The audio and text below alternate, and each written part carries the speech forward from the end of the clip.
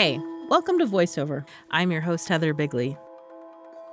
I talk with people about the movies that made a mark, taught them something important, showed them a new way of being in relationship, created a space for self-reflection, touched them emotionally and spiritually.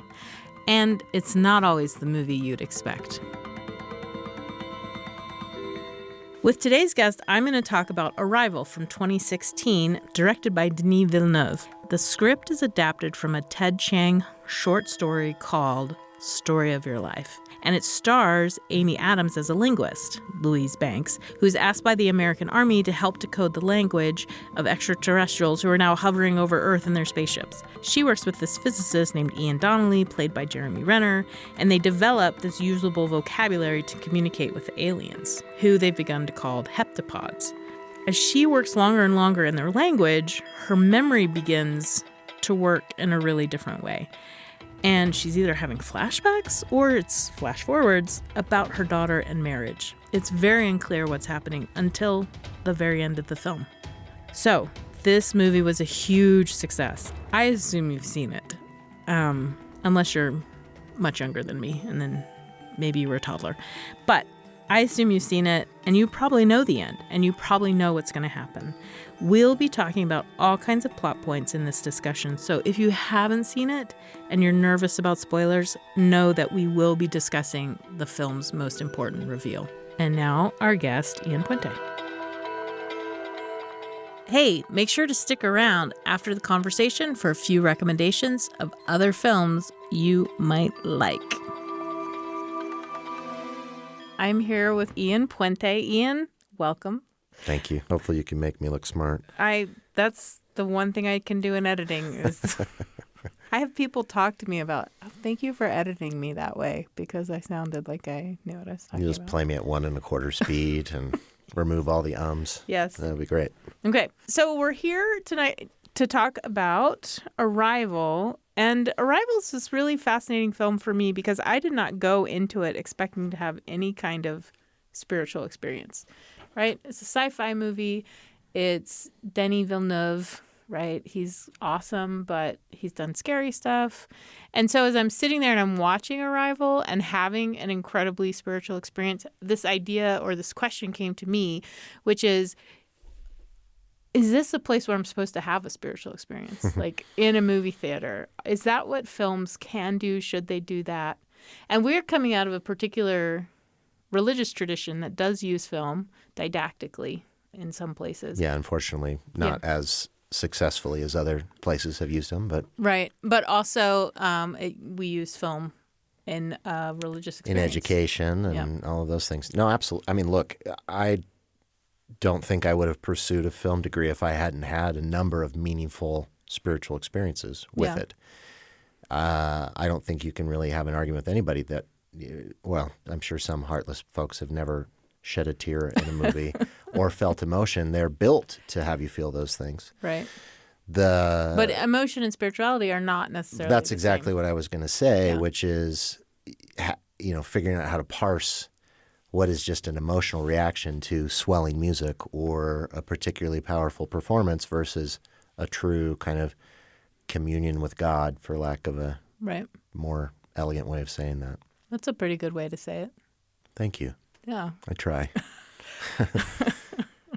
Well, communion with God, communion with those around you, often spiritual experiences are about, right, a community where together you commit yourself to some goal, or maybe goal sounds too American 20th century, but you commit yourself to a course of action that will bring you closer to God or bring you right into a higher order. Zion, we call it. That's right. Well, I mean, even as what's interesting is even as a practicing member of the Church of Jesus Christ of Latter-day Saints, I find them, at least historically, when you would go to a theater, not that a lot of people do that as much anymore. Right. To me, it was almost like a going to, I hate to use the term worship service, but it's one of those situations where you're sitting with a group of people, you're having a communal experience on one level, but it's your own very intimate personal experience at the same time, right? And I feel that way about religion, right? I go to organized religion and church because I like the support and the community, but most of my own spiritual pursuit is more of an individual effort, right, or lack of effort, depending on the point in time in my life. But and what's really fascinating about that is you can be sitting in the same church service or movie, and people are getting completely different things out of it. Yeah, right? That's what's great about it. Yeah, that's or really awful, fun. or well, it shows you the limitations of human experience and of human connection, and but it also shows you the opportunity. It's pretty fun. Yeah, I also heard someone say the other day, a text does not interpret itself, so everybody brings with them whatever they have, and then they start, Well, isn't that a perfect segue processing into Arrival, about language and how it colors our viewpoint on the world? Yeah. So this is based on, a short story. And I have to say, adapting short stories is so much smarter than adapting novels. Oh, golly. Yeah. Right? Shorter, they cover smaller time periods, there's less characters. So Ted Chiang writes the short story, and it's quite good on its own. But I have to say that the film makes certain changes that I thought really brought out the ideas much strongerly. Is that a word? I don't know. I just really like the visuals of the language themselves, because it's a visual medium. Right. This kind of thing is just better done in a way. But this whole point of how the language you learn teaches you how to interpret the world, and if you learn other languages, you will learn other ways to interpret the world, which I think we both have had an experience with, right? You speak other languages. Poorly. I served a mission in Sweden. Yeah. Did you ever dream? In Swedish? In Swedish? Oh, yeah, all the time. Not for a very long time now. But, no, haven't done it for decades. Yeah, no, and unfortunately, there's not a whole lot of thriving Swedish-speaking communities in California or Utah. Unfortunately. Yeah. Well, did you ever have a heptapod show up in your dreams? No. Yeah. Well, that was the thing when in this film, when he says, "Are you dreaming about them?" and they show up, I was like, "That's the scariest thing." That was the scariest moment in the show. I would have woken up and the bed would have been wet, because if that had been my dream. As I'm getting older, that's happening more and more with unprovoked. Yes, unprovoked.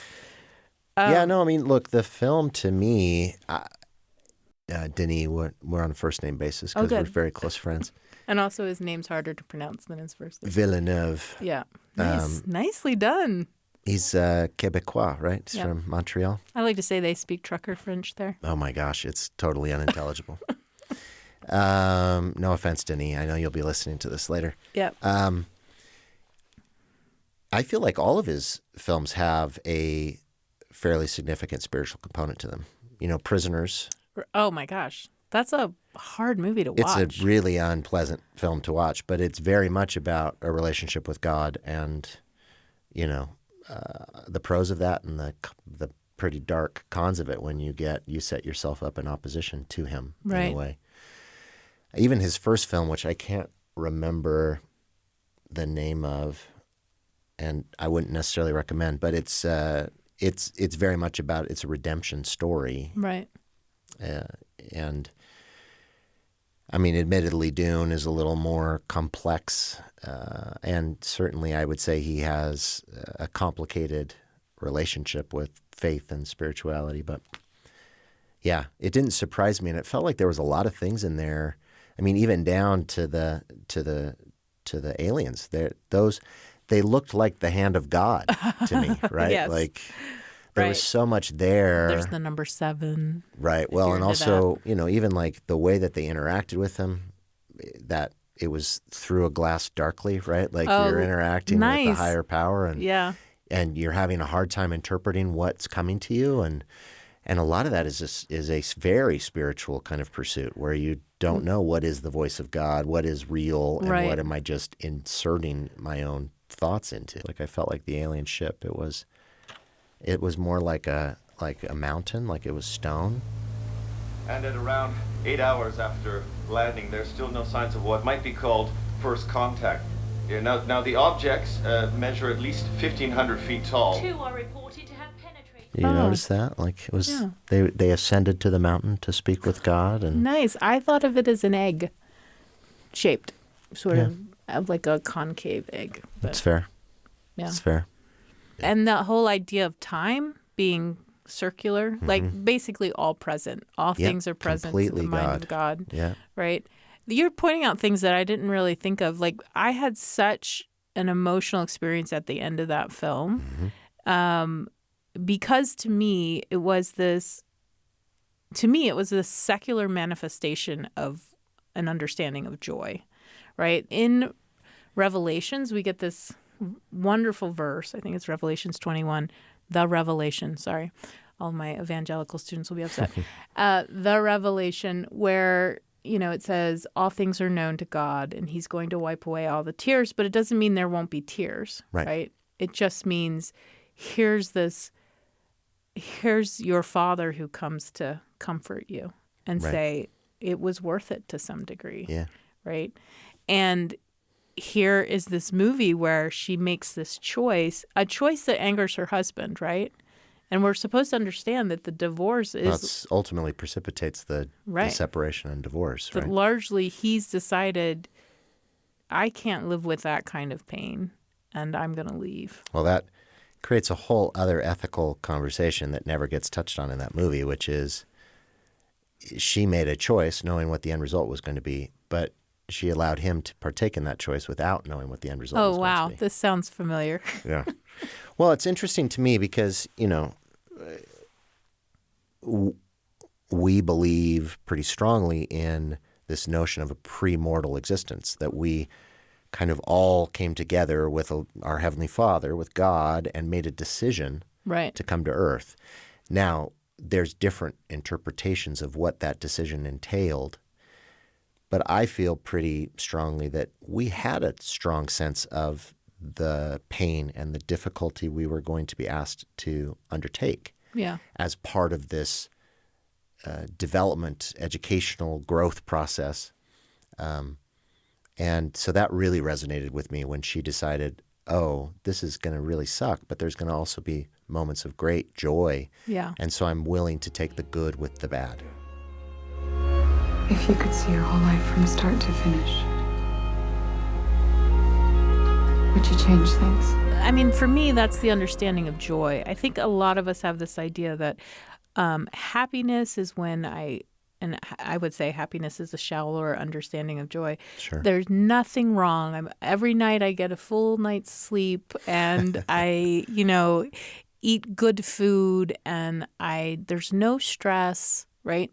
And to me, this said, no, you can't have joy. You can't have this deep experience of what it means to be alive if you don't accept that there are going to be horribly painful moments, right? Sure. No, I completely agree with that. Look, I still, even pushing 50, rebel against that, just sort of at an emotional level. Well, no one should seek out. Not that I say it's wrong. It's right. It's just, it's the natural inclination to look at suffering and difficulty as a defect or a flaw of this existence. But in reality, it's a feature of this existence. It is part of the point of this existence. And I would say that I'm a firm believer in not seeking out, pain and, if you... Oh, I dig it. I go after it all the time. Well, yeah, you have 5 children. Yes, I undertook a lot more pain than I had initially intended. But in my mind, anyway, I'm not one who seeks things out and says, but I would say to you, when you said we kind of knew that we knew the extent of the pain. I was like, we may have known it, but I'm thinking right before I made big decisions like marriage or I'm also a Latter-day Saint. Before I served my mission, I was like, oh yeah, people say this is really hard. Yeah. And then I got into the mission field and was like, I felt hit upside the head with how Right. hard it Right. really was.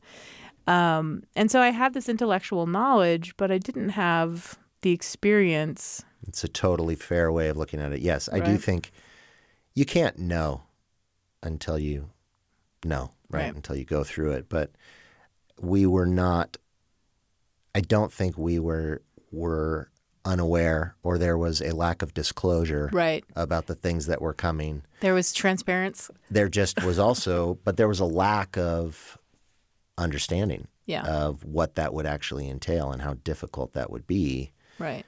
I just meant that, yes, intellectually we knew, right? We made an informed decision, even though we may regret that decision at times now that we're here. Yeah. And I know I've done that. So Well, I remember teaching a Sunday school class, and there was a man, and this was in Houston, Texas. There was a man in the class who had recently joined the church, and he and his wife had struggled with drug addiction for a really long time. And we were going through Adam and Eve. And, everyone in the class was saying these wise things about like, oh, yeah, well, we had to leave the garden because we had to learn because, we had to go through all these things. And he raised his hand and in all sincerity was like, I don't know if it was worth it. Like, I would so much have rather stayed in the garden because the drug addiction that I have been through and I still struggle with is so overwhelming. And so in some ways, I guess I'm saying that for the Ian character in the movie, right, who says, never mind, I don't want any part of this, or Right. I can't handle it. In some ways, I can understand why he might have made that decision, oh, for sure. even though her decision is, sort of amazing. She was able to, at least the way it was portrayed, she was able to understand the totality of the experience, right? Right. It's a big difference between how I believe our experience goes forward, because there's no way to know it all right at that moment and to have experienced it all at once. But it is a brave thing to still go through that experience. Believe it or not, I know something that's going to happen. I can't explain how I know it, just do. And when I told your daddy, he got really mad. And he said I made the wrong choice. And I spent a bit of time after watching the movie thinking, would I have had the kid Right. if I knew it was going to be like this? Yeah. Well, and there are other people. I've read reviews where people think she made an unethical decision. Like, if you know a child is going to die of, a disease, is it fair to have a child?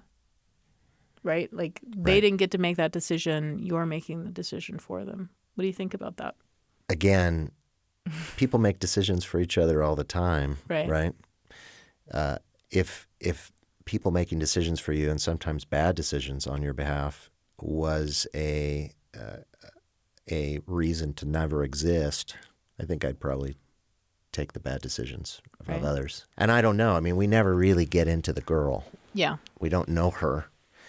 You catch glimpses that she's angry at times, obviously, and you catch glimpses that she's joyful at times, just like any of us. And it really does beg the question, how long is enough life? Right. Right? No, yeah, and I think because the girl is, a teenager at the time, I think the filmmakers themselves were trying to mitigate that. Even though in the short story she's like in her 20s, like when she dies? When she dies, and she dies from falling. She doesn't die from a disease. She's like a rock climber and she falls. So it's an interesting choice that the filmmakers made. Like, let's Yeah, it is. It's much more complicated. Yeah, let's give her a disease. Let's make her younger. Let's. There's all this pathos. Well, what was fascinating to me is they don't really spend any energy on it. She just, let's do this thing. Right. Like I don't feel any hesitation. It's just, we're going. Yeah. I don't know why they wouldn't spend a little more energy to show that it is a hard decision she's making. I felt, though, because this was the third or fourth time I watched it, it's one of those films when you rewatch it, right, and now you have all of the information, you reinterpret the acting. Got it. So when I was watching it again this time, those opening, when she's sort of reacting to the child, there seems to be much more weight and much more pain in the memories that she's having. So it's not just like, there's this one scene where she has the baby and then she kind of puts her head down and you're like, oh, she has this new baby. She must be tired. Sure. Come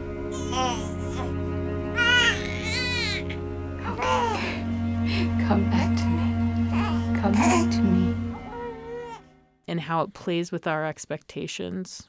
But this time watching it, I was like, oh, she has a new baby. And now for a moment she thinks, how long will I have this child? Right. Or this is so limited. And have I made the right decision? So I was reevaluating the performance based on that knowledge. But the first time through, I just thought, oh, she had the baby in the past, right? And I think that was what's most interesting to me about the film is the chronology and the nonlinearity. Mm-hmm. Well, they're essentially letting you see the world through the eyes of the aliens. Right. And, it's a very interesting way to see things where everything's sort of present before you all at the same time.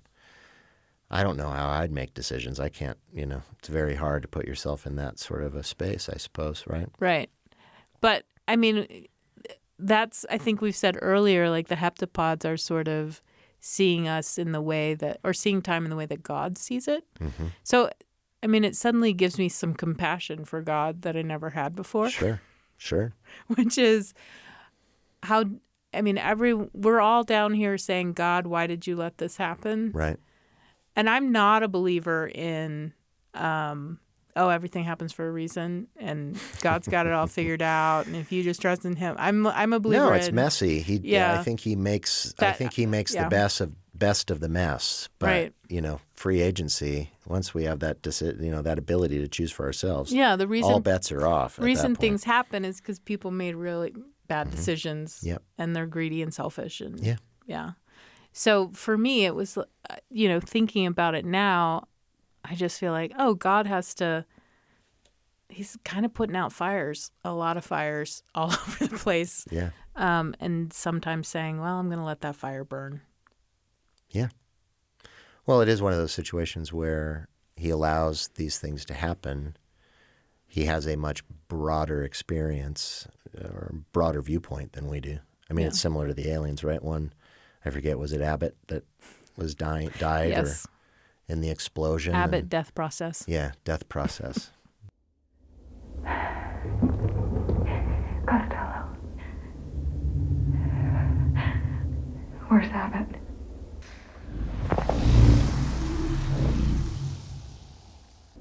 I'm sorry. We're sorry. I don't think he's clinical like that or doesn't feel, but I think when you have that more broad sort of, if in my interpretation of God, right, which is there's neither a beginning nor an end, it all kind of continues, that some of the suffering we go through, while extremely meaningful to us, is probably, I don't want to use the word not meaningful to God, but feels similar to when, a child falls and scrapes their knee as opposed to, a existential crisis. Right. No, I mean, it's actually a very entertaining film. It works on a number of levels.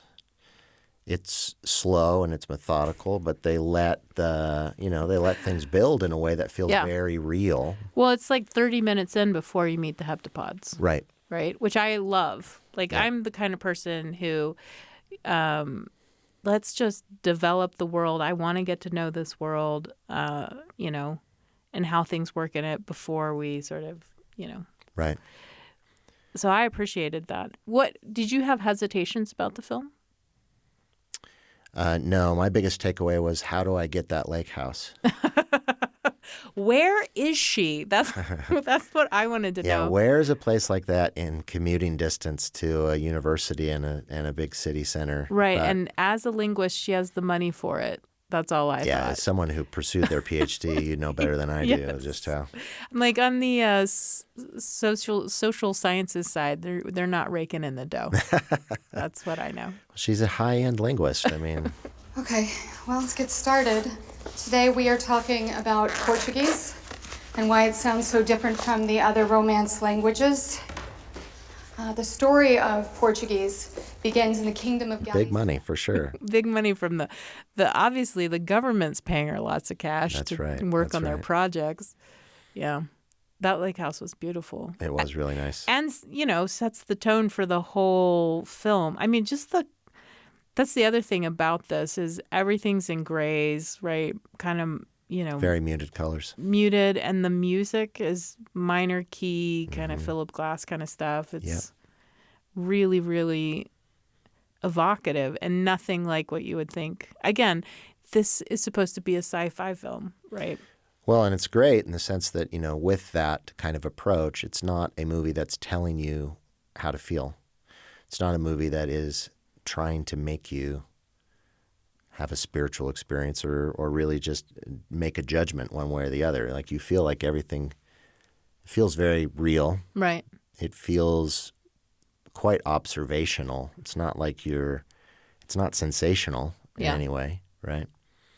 And I like that about it in the sense that you're it feels like you're going through something like you're just another member of the group that's going through this process. Right. And it is much more of a character piece than a sci-fi movie. Yeah. I mean, she's in this high stress situation and we see all the stress, right? Yep. I thought about that too. Like there's a lot of these kinds of films where, someone would be really stoic and they would go in and be like, I've got it all handled. But she's like completely freaked out the whole time. Yep. And I just love the humanness of Amy Adams, right? She's a great actress. She's a great actress. She's also beautiful, but she's not, here she's not costumed as glamorous. She just looks like a normal woman having this experience. And for me, like, plus she's a redhead. I'm a redhead. But for me, I could be like, oh, right, like this is an identifiable person in an unreal situation. And as a PhD and a redhead, you feel for Amy Adams. Yep. I mean, do. Jeremy Renner's also great. Oh, yeah. He's yeah. in the girlfriend role, though, which I appreciated, too. Yeah, no, it's great. Yeah. And then you've got it's a great I love cast. Forrest Whitaker's great. Golly. Way of the Samurai, we could talk about that as a spiritual golly. film. I love that movie. Even the tool that works for the CIA, I forget who that was, but he's a good character actor. Yeah, he's great. You hate him in everything. He I does a know. great job of that. We did our best, but it wasn't enough. Captain Willow job, you lifted off in 5 minutes.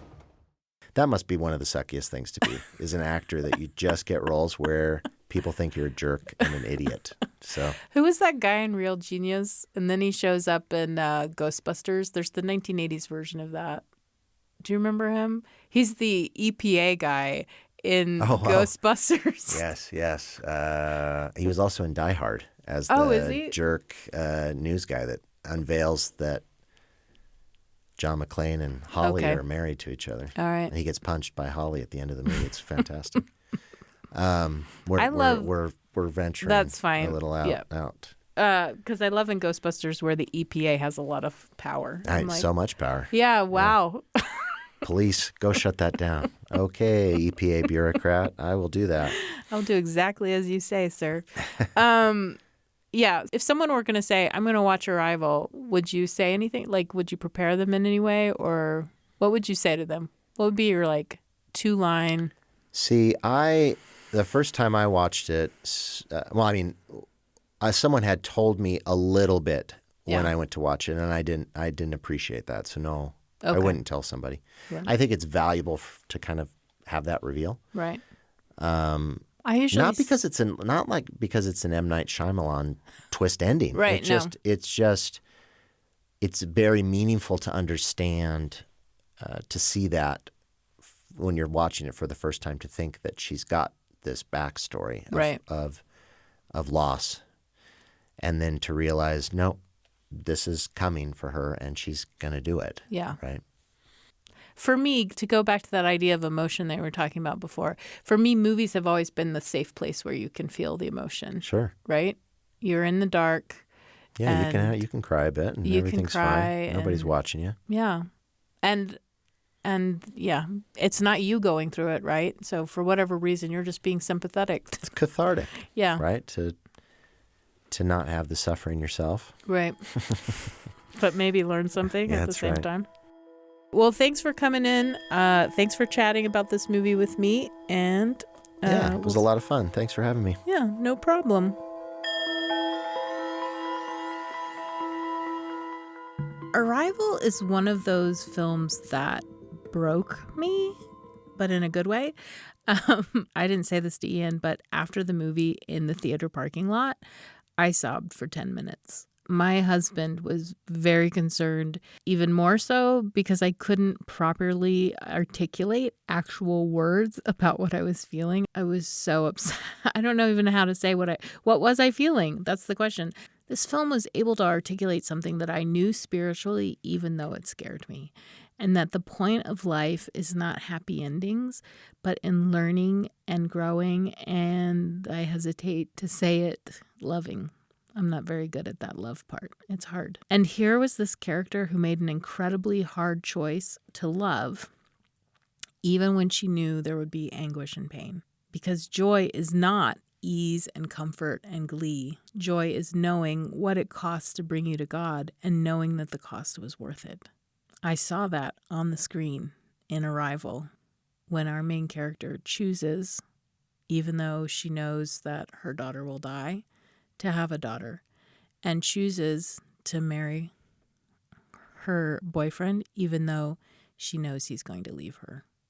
So just really beautiful, poignant stuff. So how about some recommendations? I am going to recommend Interstellar here, and I'm not actually a Christopher Nolan fan, but I think Arrival and Interstellar offer these two perspectives on parenthood, what it means to create a family, and what it means to lose it, that are really helpful side by side. They're like bookends for each other. And in fact, for me, the most interesting parts of Interstellar are about the relationships between the fathers and their children. So you have the researcher, Michael Caine, and his daughter, played by Anne Hathaway. And then you have the pilot, who is played by Matthew McConaughey, and he has his younger children decades later. Jessica Chastain plays his daughter. And Anne Hathaway's monologue on love transcending time and space fits right into Arrival's examination of time and relationship and choice. The second film I want to recommend is Harold Ramis's 1993 Groundhog Day. This movie is brilliant. It remains one of my favorite films because it's hilarious. Obviously, but it's about choice and the strive for growth and, again, love. Bill Murray plays a TV weatherman trapped in Punxsutawney, Pennsylvania, reliving Groundhog Day again and again and again. Some people theorize perhaps for like millennia till he becomes a better person. If you've seen it before, definitely watch it again. You're going to learn something new for who you are at this moment in time. And if you're a youngster who's a Margaret Qualley fan, meet her mom, Andie MacDowell, in one of the best films of her career. My last recommendation is going to be In the Mood for Love, another rumination on love and choice and chance, but this time set in 1960s Hong Kong. It's from director Wong Kar-wai, and this film is an absolute jewel. It's about two people who are abandoned by their spouses and then fall in love with each other. Should they or shouldn't they start a relationship? Even if their spouses have sort of broken that marital promise, does that mean that they can engage in that same kind of behavior? Go for the moral dilemmas and then stay for the costumes, the hair, the moody lighting, the soundtrack featuring Nat King Cole singing Quizás, Quizás, Quizás. It is fantastically produced and designed and written, and there's just so much to love about this film. Also, the beautiful Tony Leung Chiu-wai He stars in this film, and he also stars in Infernal Affairs, which was later adapted by Martin Scorsese into The Departed. Voiceover is a production of BYU Radio and is edited by Soraya Pearson.